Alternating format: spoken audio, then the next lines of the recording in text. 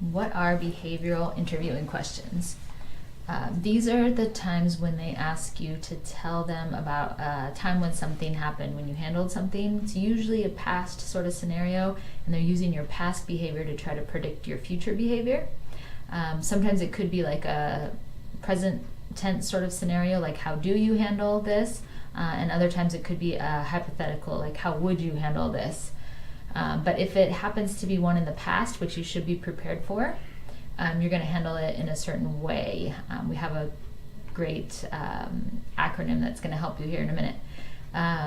But usually they're questions like this, like tell me about a time when you dealt with a difficult customer, client, patient, or student, whatever it is that you would be working with. And then tell me about a time you worked as a part of a team to accomplish something. That's a pretty popular one as well. And tell me about a time you dealt with conflict. That's another one. Employers are interested to see how you have dealt with conflicts in the past so they can predict how you would deal with them there in their workplace in the future. So when you hear a behavioral question, tell me about a time when, or what would you do when, what this means is that it's story time. So it's time to pull out those ready-made stories, and the goal of these stories is to make you look good, like you are the protagonist, the star of the story. We like to use an acronym called S.O.A.R, like a bird. So anytime you tell one of these stories, it's going to be important that you give them all the right components so that it's a gratifying story for the employer. So tell them the situation, where you were working, basically who you were working with, then the obstacle, so what was challenging about this situation. People like stories where there's some sort of challenge in them.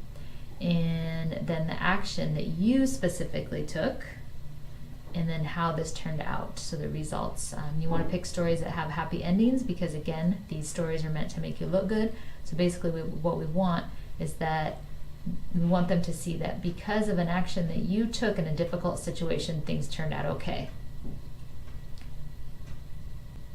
What I would do here is I would actually list out these stories ahead of time, and if they can be stories, work-related stories, those are the best. But sometimes we don't have those, so sometimes we need to use stories from like a group project we worked on in school, or something from volunteer work, but try to keep it in the professional realm. And again, make sure you pick positive stories where things turned out good. And even if you're telling a story about teamwork, you still have to, in that action part, you still need to tell what you did, what your role was within that team.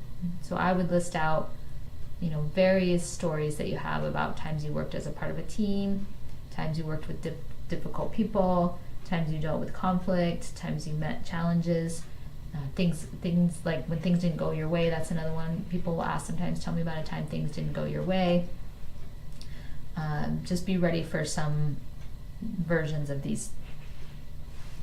And if you follow this acronym, when you're listing out your stories, you're always going to be telling all the parts rather than leaving the employer hanging. Because if you forget to tell the results, they'll be like, okay, what was the point of that story? Forget to say what you specifically did, then they'll be confused as well. So make sure you hit all of those aspects.